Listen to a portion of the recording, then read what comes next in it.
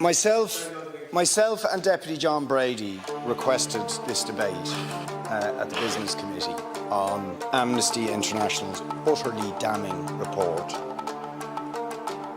that Israel is a state that is operating a system of apartheid, and in doing so are committing crimes against humanity, and call for sanctions to ensure that that system, that inhumane and inhuman system, is dismantled. Now, we called for this debate prior to the barbaric invasion of Ukraine by Vladimir Putin.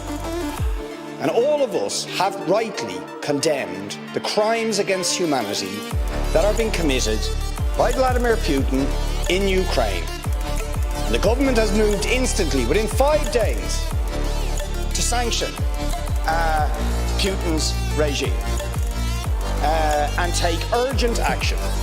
And the strength of language that was used, rightly, against Putin as a barbarian, as a thug, as a murderer, as a warmonger, all of which are true, all of those things apply to the State of Israel in its treatment of the Palestinians.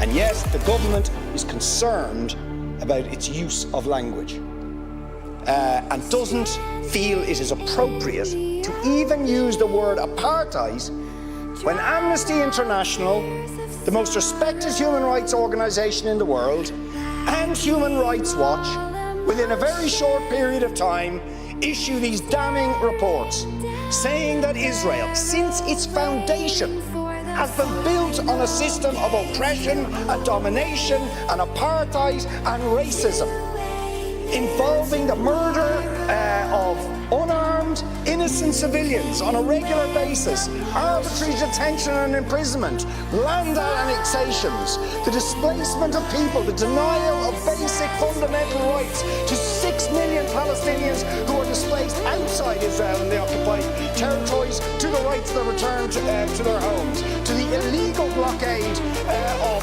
Gaza, which has left, as they say in the report, Gaza in a permanent state of humanitarian crisis, denying people access to food, to water, and treating the Arab population as a whole, the Palestinian population as a whole, as an inferior race. I mean, it doesn't get stronger than this. And yet you want to be careful about your language.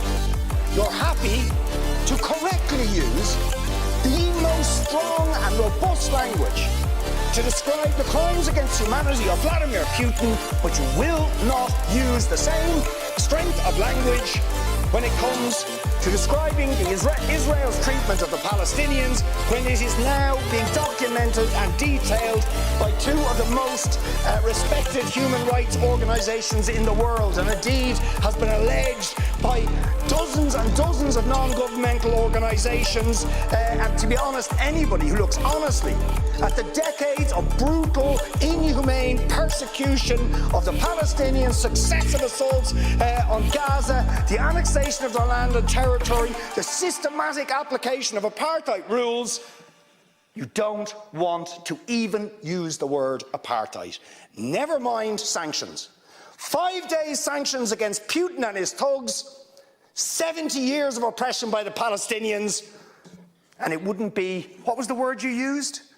It wouldn't be helpful to impose sanctions. Amnesty International are calling for Israel to be referred to the International Criminal Court for crimes against humanity. Will you support it?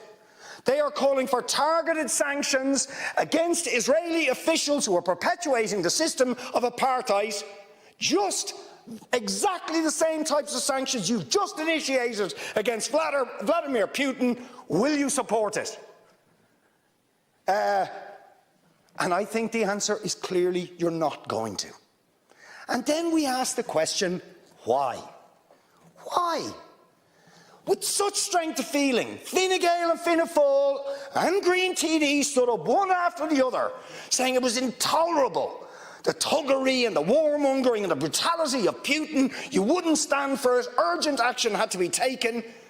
But we've got to be much more careful with the Palestinians and their treatment, and I haven't even got time to the briefing I organised this week about the people of Yemen and how Saudi Arabia, the most despotic regime in the world, armed to the teeth by the United States, Britain, France and others, killing 337,000 people in Yemen in the last 5 years, 10,000 children.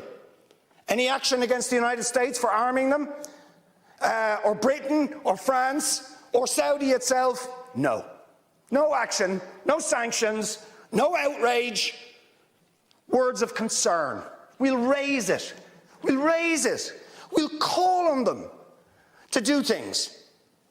Now, you see, if you're going to have moral standards, those standards have to be consistent. Otherwise, they are not standards at all. They are just cynicism. And of course, we all know the reason that the standards are not consistent is because to call out the apartheid state of Israel would be to run foul of the concerns of certain states that are now presenting themselves as defenders of democracy and so on, such as the United States, the UK, Germany and other powers, whose relationship with Israel, supporting it and backing it, means that the European Union's moral credentials are bankrupted and that they are not willing to take the action. And we go along with that. That is not acceptable. So I appeal to you, Minister, I appeal to you to uphold the tradition this country has, going right back to its foundation, to opposing oppression of peoples and standing up against brutal powers that are willing to subjugate people like the Palestinians or any others. Show some moral backbone, show some consistency and support the motion that we have circulated to every TD in this House, which Sinn Féin have now signed, which a number of the left independents, which people before Profit have signed, calling for the adoption of the recommendations of the Amnesty report and for the sanctions that must follow that they recommend. Will you support those things? Because if you don't, to be honest, all the words of concern, all the raising it, means nothing to the Palestinian people.